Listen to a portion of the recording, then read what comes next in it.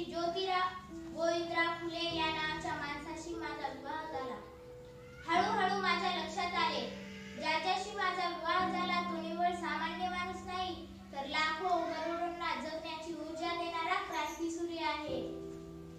1 जानेवारी, होय, शनिवार दिनांक 1 जानेवारी 1848 रोजी पुण्यातील भिडेवाड्यात सर्व धर्मीय मुलींसाठी पहिली शाळा सुरू करण्यात आली. भारतीय माणसानं भारतीय माणसासाठी सुरू केलेली पहिली शाळा होती ती. आणि मी पहिली शिक्षिका आणि मुख्याध्यापिका सुद्धा. शिक्षण हे दूध आहे वाघिणीचं. हे वाघिणीचं दूध मी माझ्या लेकरांना देणार होते. शेळपटासारखं जगलात तर काम तमाम होतं, वाघासारखं जगलात तर नाम होतं. कार्य घडतर होतं, जोखमीचं होतं, पण शिवरायांच्या मावळ प्रांतातील मावळ्यांचे आम्ही देखील वंशज होतो.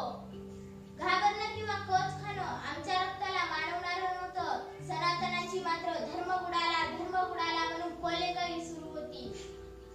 सर्वसामान्य माणसानं शिक्षण घेतल्याने कसा काय धर्म बुडतो याचा? इतका तकलादू असू शकतो धर्म?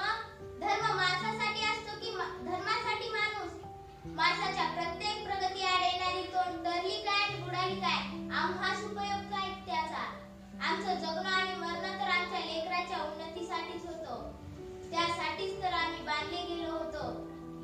शेठजींनी मला सांगितले, सावित्री, आपल्याला खूप लोकांच्या डोळ्यातील आसू पुसायचे. त्यांच्या डोळ्यात स्वप्नाची नवी फुलबाग फुलवायची. त्यांना माणूस म्हणून उभं करण्यासाठी शिक्षण दिलं पाहिजे.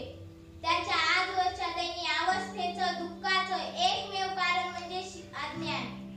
शिक्षणाने अज्ञान दूर होतं. माणसामध्ये प्रचंड